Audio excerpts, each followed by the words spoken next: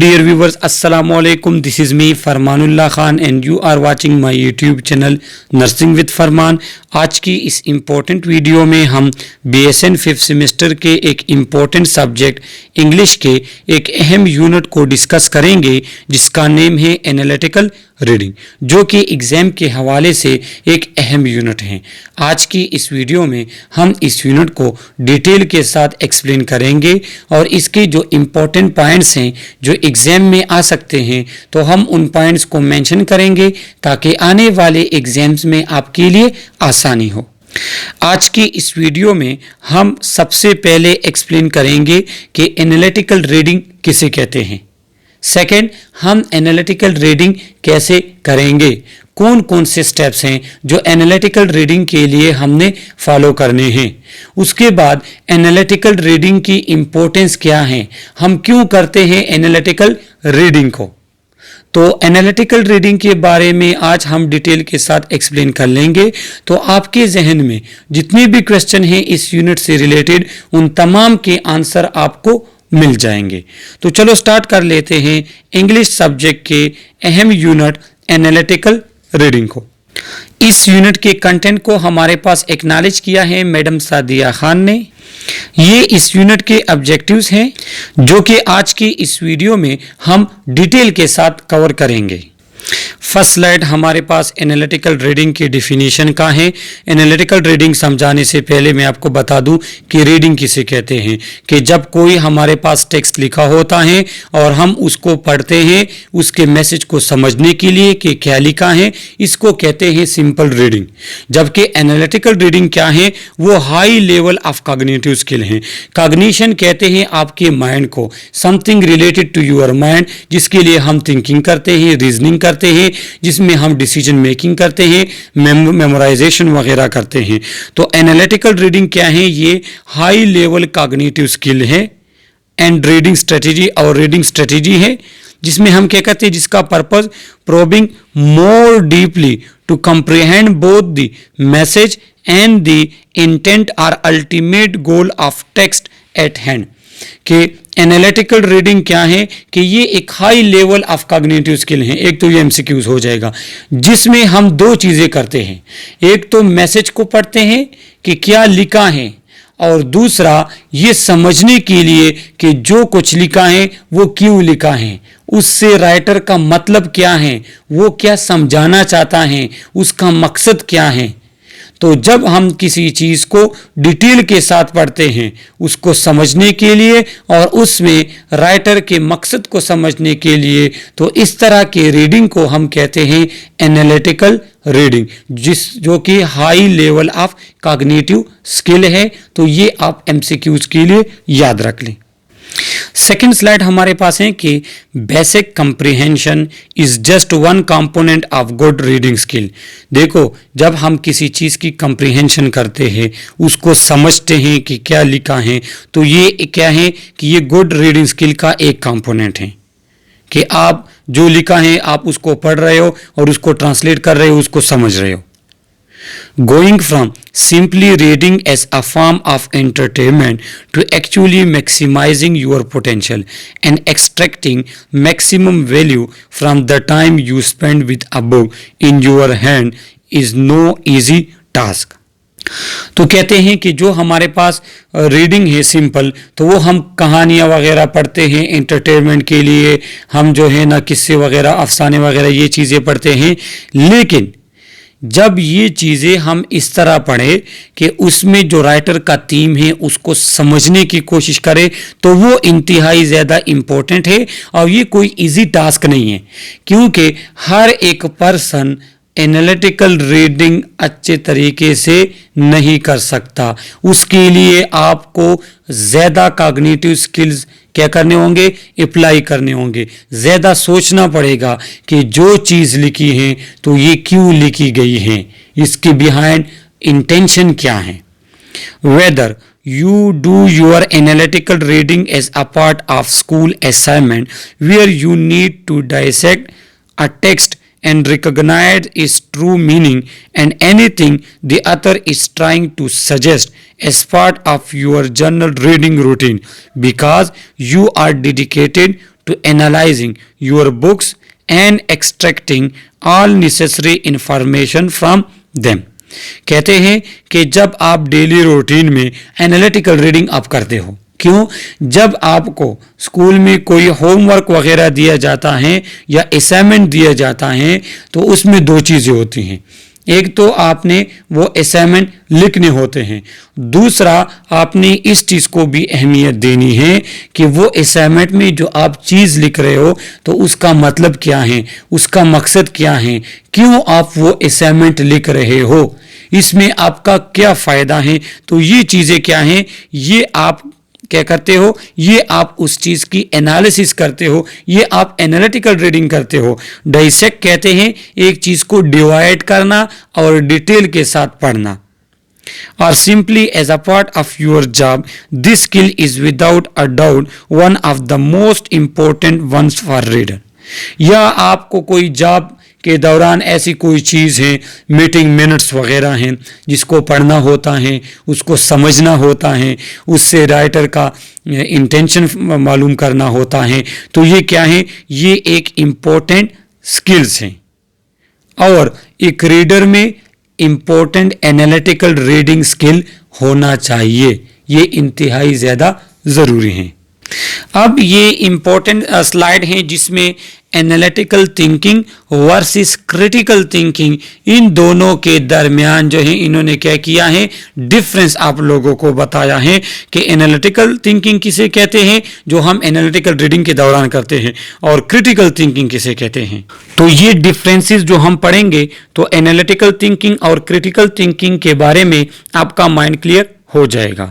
देखो, analytical thinking अगर लफ्जी मानी हम कह दें तो एनालिटिकल निकला है एनालिसिस से कि जब एक चीज़ को हम डिफरेंट पार्ट में डिवाइड करते हैं और उसको ऑल एस्पेक्ट से देखते हैं, इसको एनालिसिस कहते हैं। अब जो एनालिटिकल थिंकिंग है इसमें मेन फोकस हमारा फैक्ट्स एंड एविडेंसेस पे आता है। फैक्ट्स कहते हैं ऐसे हमारे पास पॉइंट जो रियल हो, जिनका प्रूफ मौजूद हो। तो एनालिटिकल रीडिंग में हम क्या कहते हैं, किसी भी चीज़ के फैक्ट्स को मालूम करते हैं, उसके एविडेंसेस को मालूम करते हैं कि अगर एक पर्सन एक बात कह रहे हैं तो इसके बिहाइंड एविडेंस वो क्या पेश कर रहा है, क्या उसका एविडेंस उसके फैक्ट को सपोर्ट करता है या नहीं करता। जबकि क्रिटिकल थिंकिंग में हम क्या करते हैं, उसमें हम इंफॉर्मेशन की एवैल्यूएशन करते हैं, उनका रिजल्ट चेक करते हैं कि ये जो इंफॉर्मेशन मुझे मिली है आया ये करेक्ट है या करेक्ट नहीं है, उसको एवॉल्व करते हैं, उसकी एग्जामिनेशन करते हैं। इसमें हम एविडेंसेस या फैक्ट्स पे नहीं जाते, बस एक बंदे ने जो बात कही है तो उस मौके के मुताबिक वो बात कितनी सही है और जो बात उसने कही है क्या वो उस बात को प्रूव कर सकता है, क्या वो उस बात के बारे में दलील दे सकता है। तो ये चीज़ हम क्रिटिकल थिंकिंग में चेक करते हैं। एनालिटिकल थिंकिंग में सेकंड पॉइंट है इंफॉर्मेशन एनालाइजिंग। जो इंफॉर्मेशन है उसको हम एनालाइज करते हैं, उसमें हम एविडेंसेस चेक करते हैं। जबकि क्रिटिकल थिंकिंग में हम बायस एंड प्रेजुडियूस को चेक करते हैं। बायस कहते हैं कि एक बात पे जब किसी का तजाद हो, ऑब्जेक्शन हो, दो लोग हैं, एक पर्सन कह रहे हैं कि नहीं ये बात सही है, दूसरा कह रहे हैं ये नहीं ये बात सही है, तो इस तरह के कंडीशन को हम कहते हैं बायस, कि आप एक को अगर एक्सेप्ट करते हो दूसरा ऑटोमेटिकली इग्नोर होगा। दूसरा हमारे पास है प्रेजुडियूस। प्रेजुडियूस कहते हैं कि opinion that is not based on reason और एक्चुअल एक्सपीरियंस। कोई ऐसा ओपिनियन या किसी पर्सन की ऐसी बात जिसके बिहाइंड कोई एक्चुअल या रियल रीजन ना हो, तो अगर इस तरह की वो बात करेगा तो वो आर्गुमेंट पेश करेगा उस बात को प्रूव करने के लिए। तो इस तरह के जो हमारे पास बायसेस या प्रेजुडियूस होते हैं उस पे हम फिर क्रिटिकल थिंकिंग करते हैं और देखते हैं आया ये बात सच है या इसमें कोई प्रॉब्लम है या इसमें झूठ है या इसमें कहीं पे मिस्टेक है। एनालिटिकल थिंकिंग में हमारे पास रीजनिंग होती है, लॉजिकल थिंकिंग होते हैं। अगर एक चीज़ में लॉजिक हमें नज़र आ रहा है हम एक्सेप्ट करेंगे, लॉजिक नहीं है एक्सेप्ट हम नहीं करेंगे।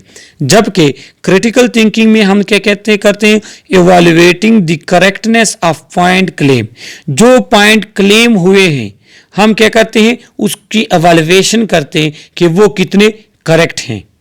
Waiting up opinion and argument are solution, और जो ओपिनियन हमारे पास आते हैं या जो पर्सन आर्गुमेंट पेश करता है, दलील पेश करता है, अब प्रेजुडिस उसने एक बात की तो उसके लिए वो दलीलें पेश करेगा। जब वो दलीलें पेश करता है और आप सोचते हो और अपनी सोच के मुताबिक आप ये सेलेक्ट करते हो कि कौन सी दलील या आर्गुमेंट वो ज़्यादा सपोर्ट करते हैं इस पर्सन के क्लेम को, तो इस तरह की थिंकिंग को हम फिर क्रिटिकल थिंकिंग कहते हैं।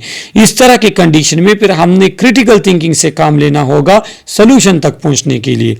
ये आप एमसीक्यूज के लिए याद रख ले ये वाला स्लाइड। और एनालिटिकल थिंकिंग में जो लास्ट पॉइंट है तो वो finding alternatives, trend, analysing trend, anticipating change, analysing. क्या है कि इसमें आप अल्टरनेटिव कोई सोल्यूशन ढूंढते हो या कोई ट्रेंड्स वगैरह, या जो चीज़ आप एनालाइज कर रहे हो उसमें ये चीज़ भी आप देखते हो कि इसमें पॉसिबल चेंज कौन सा आ सकता है, आप प्रिडिक्ट करते हो। एंटिसिपेटिंग कहते हैं आने वाला चेंज, एंटिसिपेटिंग चेंज जो आने वाला हो उसकी प्रिडिक्शन। तो सिंपल अगर मैं आपको बात कहूं तो एनालिटिकल थिंकिंग में हम फैक्ट्स पे फोकस करते हैं और उन फैक्ट्स के लिए एविडेंसेस चाहिए होते हैं, फिर उसको हम एनालाइज करते हैं कि ये फैक्ट्स जो है ये कितने करेक्ट हैं।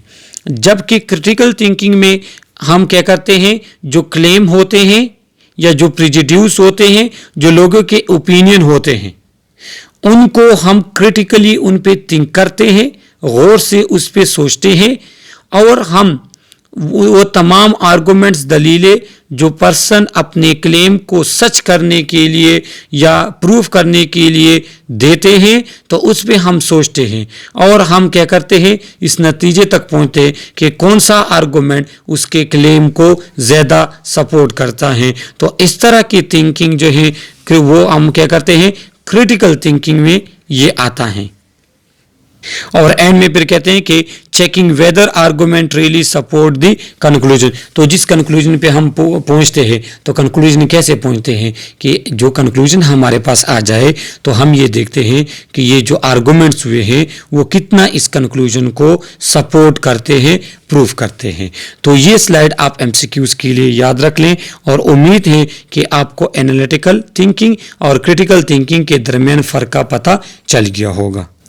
अब हमारे पास स्लाइड है कि importance of analysis in reading. तो एनालिटिकल रीडिंग की क्या इंपॉर्टेंस है, तो वो तो मैं आपको ऑलरेडी बता चुका हूँ कि ये हमारे पास डीप रीडिंग है जिसमें हमें उस टेक्स्ट का पता चल जाता है कि ये क्या लिखा है और इसमें अतर का या राइटर का इंटेंशन क्या है, मकसद क्या है। तो क्या है कि इससे एक चीज़ की हमें अच्छे तरीके से समझ आ जाती है और वो हमारे मेमोरी में या कंसेप्ट में बैठ जाता है, उसके बारे में हमारा कंसेप्ट क्लियर हो जाता है।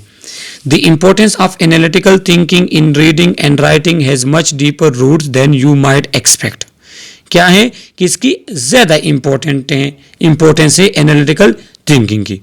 Reading analytically can help reader gain a deeper understanding of the text at hand. आपके हाथ में जो टेक्स्ट है, जब आप उसको एनालिटिकली रीड करते हो तो अंडरस्टैंडिंग आपकी गहरी होती है, अच्छी होती है। एक्सट्रैक्ट द ट्रू आइडियाज, उससे आप सही आइडिया को निकालते हो। Understand its structure and meaning, उसके स्ट्रक्चर को और मीनिंग को कि वो आइडिया किस तरह आपस में कनेक्ट हुए हैं और उनका मतलब क्या है, इसको आप अच्छे तरीके के साथ क्या करते हो, पढ़ते हो, अंडरस्टैंड करते हो।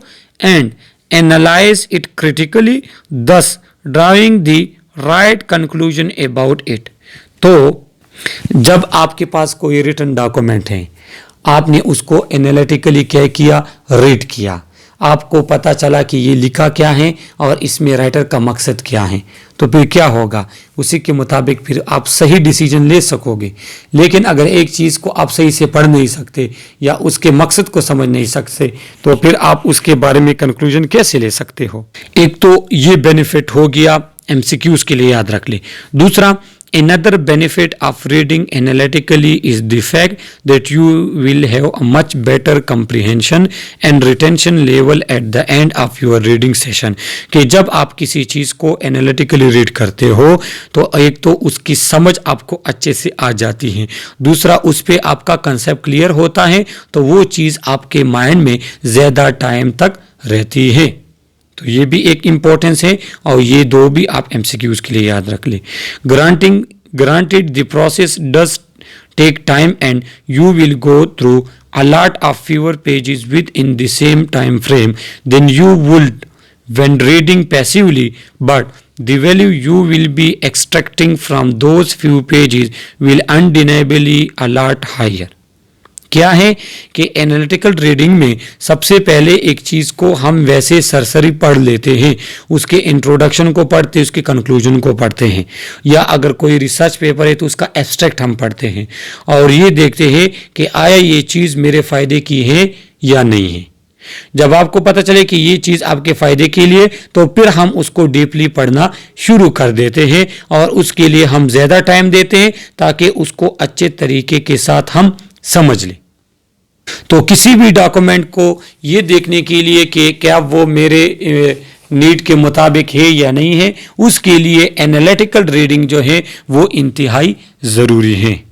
इस स्लाइड के जो कुछ बातें हैं तो वो ऑलरेडी हम एक्सप्लेन कर चुके हैं कि the analytical reading definition does mention that it is a high level cognitive skill. जिस तरह हमने पढ़ा कि ये हाई लेवल कॉग्निटिव स्किल है क्योंकि इस पर आपने काफ़ी ज़्यादा सोचना होता है. But what does that actually mean? Well, it means that it can only be achieved by reader with high degree of proficiency in reading. एक पर्सन जो ज़्यादा प्रोफिशिएंट हो, जो अच्छे से रीडिंग कर सके, उसको समझ सके, तो वो क्या कर सकते हैं, वो एनालिटिकल रीडिंग कर सकता है. हर रीडर एनालिटिकल रीडिंग नहीं कर सकता. हम अक्सर देखते हैं ना, डॉक्यूमेंट होते हैं या क्वेश्चन होता है, उसको एक दफ़ा हम रीड कर लेते हैं, हमें समझ नहीं आ जाती कि मतलब इसमें क्या मांग रहा है, क्वेश्चन कौन सा हुआ है. तो एनालिटिकल रीडिंग के लिए क्या है, उसके लिए रीडर को में हायर डिग्री ऑफ प्रोफिशिएंसी होनी चाहिए, प्रोफिशिएंट होना चाहिए, गुड रीडर होना चाहिए. And there is actually a causality relationship between reading proficiency and analytical reading skill. और क्या है कि आप जितना प्रोफिशिएंट हो रीडिंग में, उतना आप एनालिटिकल रीडिंग स्किल्स आप में अच्छे होंगे. क्या है कि एनालिटिकल रीडिंग स्किल के लिए ज़रूरी है कि आपकी रीडिंग एबिलिटी अच्छी हो, बेस्ट हो. The only way to become proficient reader is through text analysis, and the higher the proficiency level of the reader, the more accurate the analysis will be. अगर एक रीडर टेक्स्ट की analysis अच्छे तरीके के साथ कर सकता है, रीडिंग लेवल उसका प्रोफिशिएंट है, हायर प्रोफिशिएंसी लेवल है उसका रीडिंग में, तो ये पर्सन अच्छे तरीके के साथ किसी भी रीडिंग की एनालिसिस कर सकता है, किसी भी टेक्स्ट की एनालिटिकल रीडिंग अच्छे तरीके के साथ कर सकता है. तो यहाँ पे इम्पोर्टेंट एमसीक्यूज आप ये देख ले कि जो एनालिटिकल रीडिंग है उसके लिए दो शराइत हैं कि प्रोफिशिएंसी लेवल आपका रीडिंग में हाई हो, दूसरा आप टेक्स्ट की एनालिसिस कर सको. तो ये दो बातें आप एमसीक्यूज के लिए याद रख लें. इसके बाद on top of this amazing skill you will develop, there are also benefit for your brain health that are worth mentioning.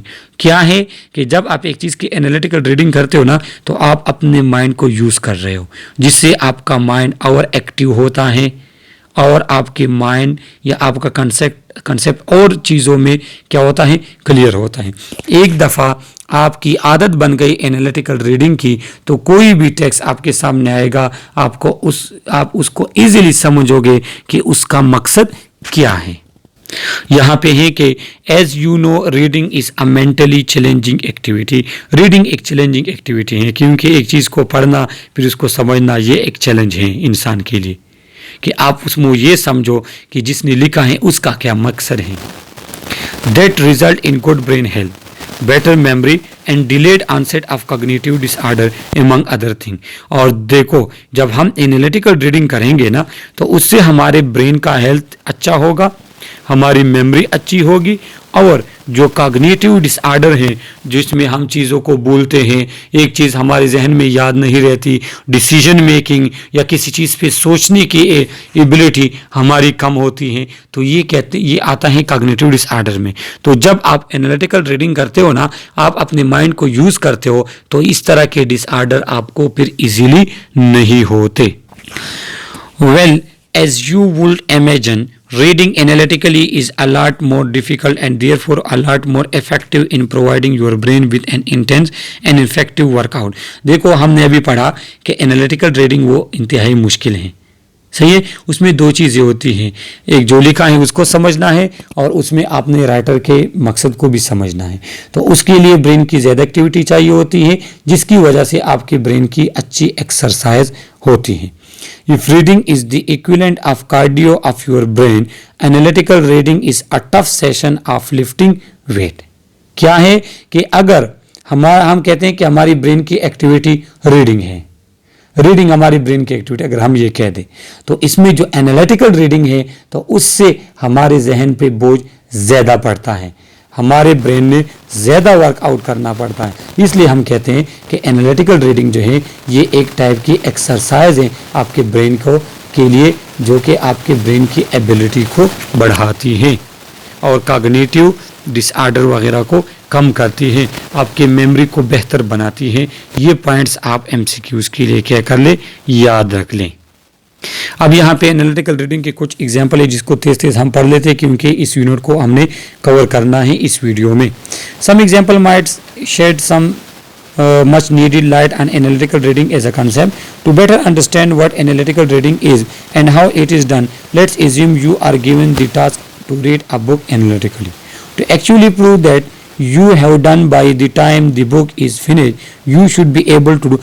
अगर आपको कोई कहे कि ये बुक लो और उसको एनालिटिकली रीड करो, तो उसका मकसद क्या है? उसका मकसद ये है कि जब आप इस बुक को पढ़ लेते हो, एनालिटिकल रीडिंग कर लेते हो, तो आपको पता होना चाहिए कि आप इस बुक में कितना थीम, उसमें कौन कौन से आइडिया, उसमें कौन से सब्जेक्ट्स, उसमें कौन से यूनिट, उसमें किस टाइप की चीज़ें जो एक्सप्लेन हुई है, क्या आप उनको कैटेगराइज कर सकते हो? पहली बात। Second, be able to present the essential information about the book with utmost brevity. क्या उस बुक के जो एसेंशियल इंफॉर्मेशन है उसको आप एज प्रूफ के साथ क्या कर सकते हो, शो कर सकते हो, प्रेजेंट कर सकते हो या नहीं कर सकते, और उसके जो इंफॉर्मेशन इफेक्ट है वो आपके शॉर्ट टर्म मेमोरी में रहते हैं या लॉन्ग टर्म मेमोरी में रहते हैं। Be able to create a clear outline of the essential part of the book in the correct order and relation. क्या आप बुक के जो important points है आप उसको आउटलाइन के फॉर्म में लिख सकते हो। Identify and define the other intention, techniques and the problem they are trying to solve. कि अतर का जो इंटेंशन है या जो उसने टेक्निक यूज़ किए हैं या वो जिन प्रॉब्लम पे उसने बात की है, क्या आप वो तमाम चीज़ें आपकी समझ में आई या नहीं आई। While things might differ from one task to another, this example is the most eloquent when it comes to understanding what the final purpose of analytical reading. तो क्या है कि ये एक बेहतरीन एग्जाम्पल है कि आप जब एक चीज़ को पढ़ते हो तो आपको पता होना चाहिए कि उसमें किस किस चीज़ की बात हुई है, किस हद तक बात हुई है, किसने बात की है, क्यों की है, उसमें मसले कौन कौन से हैं, इंपॉर्टेंट चीज़ें उसमें कौन सी हैं। तो ये सारी चीज़ें जब आपको पता चल जाते हैं और आप किसी और पर्सन को वो चीज़ें बता सकते हो, तो उसका मतलब कि वो जो बुक आपको मिला था आपने उसको अच्छे तरीके के साथ रीड किया है। तो इसको कहते हैं एनालिटिकल रीडिंग। तो अगर एमसीक्यूज आते हैं ना, ये जितने भी ये पॉइंट्स हैं, तो ये फिर आपको पता होना चाहिए कि ये सारे हमारे पास एनालिटिकल रीडिंग में होते हैं। अब एनालिटिकल रीडिंग जो है उसके कुछ स्टेप्स हैं। हमने तो पढ़ा कि ये डीप रीडिंग है, तो ये किस तरह हम करेंगे। स्टेप 1 जो है वो सर्वे है। Read the title, section, heading and first and last verses of each chapter. This should take about 15 to 30 minute. सबसे पहले आप एक चैप्टर को क्या करोगे कि उसके टाइटल को या हेडिंग्स वगैरह को आप पढ़ लेते हो और फिर उसका इंट्रोडक्शन और कंक्लूजन पढ़ते हो, जिससे आपको आइडिया होता है कि आया ये चीज़ आपकी नीड के मुताबिक या आपके मकसद पे पूरा उतरती है या नहीं उतरती। Then leaf through the book, scan chapter that seems interesting, notice heading. उसके बाद आप फिर उस बुक को सरसरी देखा करो और स्कैन करो उसको। एक होती है स्किमिंग, एक होती है स्कैनिंग, जो आगे स्लाइड में मैं आपको बताऊंगा। तो आप सिर्फ स्कैन करो। स्कैन में हम क्या करते हैं कि सिर्फ देखते हैं कि कौन सा हेडिंग हमारे नीड के मुताबिक है, कौन सा चैप्टर हमारे नीड के मुताबिक है। पढ़ते हम नहीं है, सिर्फ देखते हैं। देख के ही हमें जब पता चल जाए कि ये मेरे नीड का है तो डायरेक्ट उसको फिर हम पढ़ते हैं। तो फर्स्ट स्टेप तो आपने ये करना है एनालिटिकल रीडिंग के लिए कि आपने उसकी स्कैनिंग और स्किमिंग करनी है और देखना है कि आया ये आपके मकसद की चीज़ है या नहीं है। क्योंकि एनालिटिकल रीडिंग में टाइम लगता है और जब आप फजूल चीज़ पे टाइम गुजारो तो फिर ये तो अच्छी बात नहीं है ना। ये तो एनालिटिकल रीडिंग हुई ही नहीं, आपको समझ ही नहीं है कि आपने क्या चीज़ रीड करनी है। सेकंड हमारे पास क्या है, guiding question. As we read, it important to learn how to interact with the other big ideas so we can understand them. When we read other idea, we many live with person inside. However, effective reading is focused on the other stimulating us by their idea, insight and argument. सबसे पहले आपके जहन में question होनी चाहिए कि मैंने क्या करना है, कैसे करना है, क्यों करना है, कहाँ तक करना है, मैंने क्या चीज़ पढ़नी है, मैंने अतर के कौन से आइडिया पे फोकस करना है, पहली बात। दूसरी बात यह है कि हम कोई भी चीज़ अपनी माइंड के मुताबिक चेक करते हैं कि इसमें अतर का क्या इंसाइट है, उसका क्या मकसद है, उसका क्या इंटेंशन है, वो क्या मैसेज देना चाहता है इस रीडिंग के मुताबिक। द फॉलोइंग 4 क्वेश्चन आपके जहन में होने चाहिए। What is the book about, what is the main point, the key theme and subject matter. ये बुक किस चीज के बारे में है, मेन पॉइंट क्या है, की थीम क्या है, मकसद क्या है इस बुक का या जो आपके पास सब्जेक्ट है। What are the other main idea, argument, author का मेन आइडिया क्या है, आर्गुमेंट वो जो पेश करता है, आर्गुमेंट दलीलें वो कौन कौन सी है। What is the problem is the author trying to solve, और अतर ने बात किस चीज़ पे की है, कौन से मसले को वो हल करना चाह रहा है। How does the author support his main idea and argument, अतर अपने मेन आइडिया को कैसे सपोर्ट करता है। What difference do the author idea make, what are implication of the work। तो ये क्वेश्चन आपके जहन में होना चाहिए कि मैं ये चीज़ क्यों पढ़ रहा हूँ, इस बंदे ने ये चीज़ क्यों लिखी है, कैसे लिखी है, क्या बताना चाह रहा है, क्यों बताना चाह रहा है, किस तरीके से बता रहा है। तो ये सारी चीज़ें, ये सारे क्वेश्चन आपके जहन में होना चाहिए। ये आपका सेकंड स्टेप है एनालिटिकल रीडिंग के लिए। ये स्टेप आपके जहन में होने चाहिए, एमसीक्यूज आएंगे इससे, और इसमें इस तरह एमसीक्यूज आएंगे कि मतलब सेकंड स्टेप में आप क्या करते हो, थर्ड में क्या करते हो। जो थर्ड स्टेप्स हैं, along with way, as we read it helpful to utilize writing to summarize, highlight and record. The best way to do this to read with a pen and journal so you can take notes. Third step क्या है, along with वे। जो चीज़ अब हम मुझे पता चल गया कि ये मेरे काम की चीज़ है, ये चीज़ मैंने पढ़नी।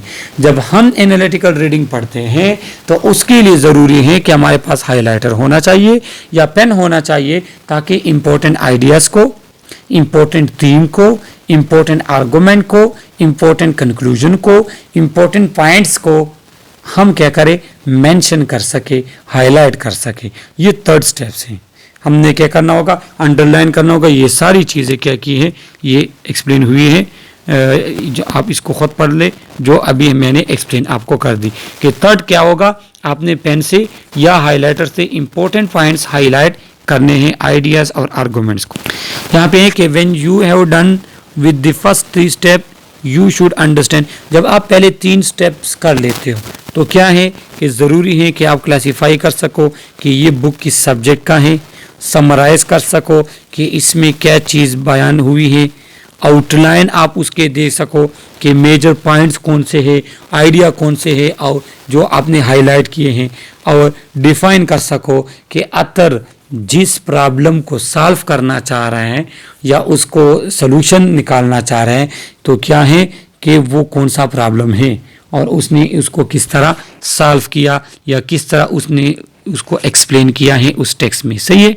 और फोर्थ स्टेप जो है वो क्या है, एसिस है इन दिस, ये फाइनल स्टेप्स हैं कि हम क्या करते हैं, assess and reflect on other work, this step is about what you think. तो क्या है कि इसमें आप फाइनली फिर देखते हो कि अब अतर का क्या मकसद था, उसने जो चीज़ लिखी थी क्यों लिखी थी, कैसे लिखी थी, कौन कौन से आइडिया हुए थे। तो ये फाइनल फिर आपने क्या करना होगा, समराइज करना होगा, चीज़ों को समझना होगा कि उसमें क्या था और कौन कौन सी चीज़ें एक्सप्लेन हुई और उसके प्रूफ कौन से थे। तो ये फोर जो स्टेप्स हैं एनालिटिकल रीडिंग को, इसकी तादाद और इसमें क्या क्या है ये आपको पता होना चाहिए।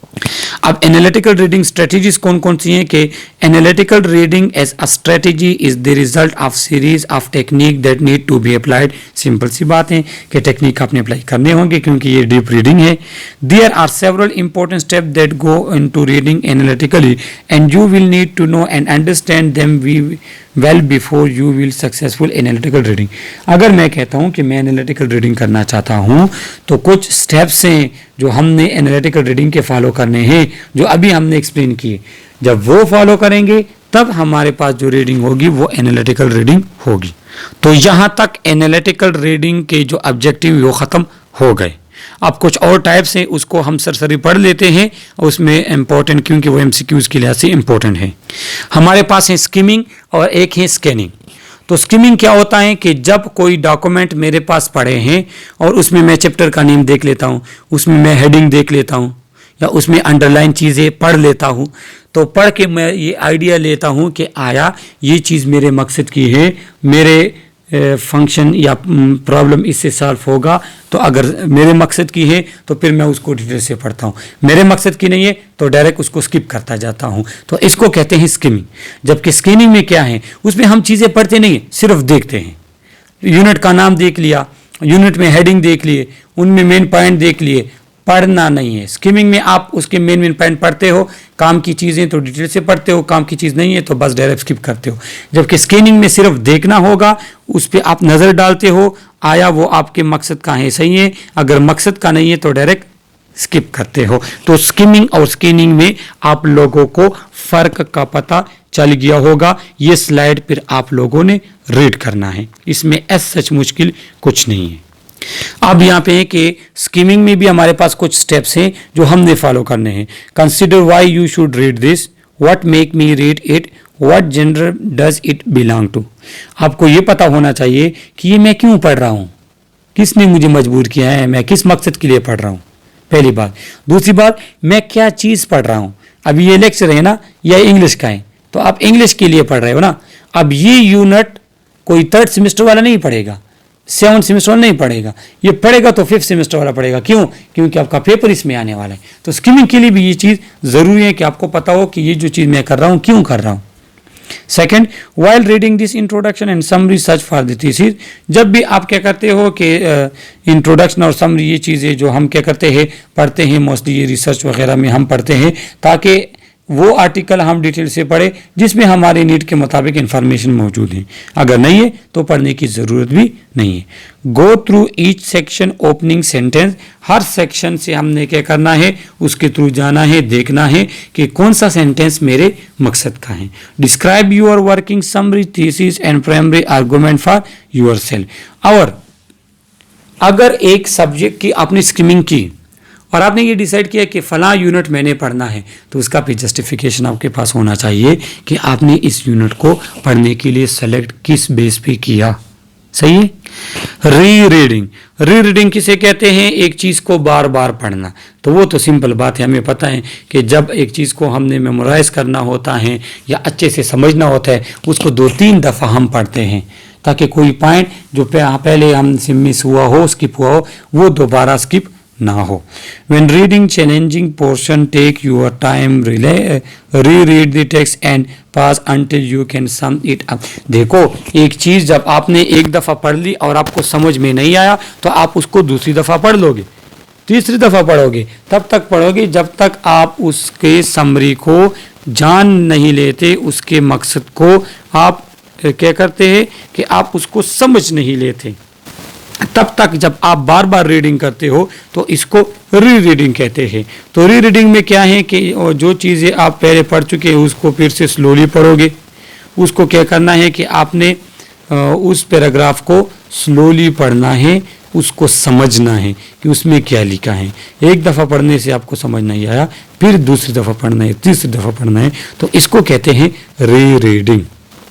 एक है इंटीग्रेशन। इंटीग्रेशन कहते हैं जमा करने को। देखो अब मेरे जहन में इंग्लिश से रिलेटेड या रीडिंग से रिलेटेड इंफॉर्मेशन मौजूद थी, लेकिन ये पढ़ने के बाद मैंने क्या किया, एनालिटिकल रीडिंग ऐड किया मैंने कि रीडिंग तो एक होती है, लेकिन उसमें जब हम डीपली पढ़ते हैं तो उसको एनालिटिकल रीडिंग कहते हैं। तो इंटीग्रेशन में ये होता है कि एक चीज़ हम पढ़ते हैं, क्यों, ताकि जो एग्जिस्टिंग इंफॉर्मेशन हमारे माइंड में है वो और भी प्रूफ हो जाए, वो और स्ट्रांग हो जाए, उसमें एडिशन आ जाए, उसमें हमें और डिटेल पढ़ मिल जाए। तो इस प्रोसेस को कहते हैं इंटीग्रेशन। तो हम क्या करते हैं, ये लोग जो है ना बुक्स वगैरह पढ़ते कि नहीं पढ़ते, क्यों, क्योंकि उनको ये पता होता है कि नोट्स में जो चीज़ मैंने पढ़ी, अब इसके साथ मैंने कुछ ऐड करना है तो मैं बुक्स पढ़ूंगा। तो इस तरह की रीडिंग को कहते हैं इंटीग्रेशन। इसमें हम एग्जिस्टिंग इंफॉर्मेशन के साथ न्यू इंफॉर्मेशन ऐड करते हैं। Argument mapping. आर्गुमेंट कहते हैं दलील को।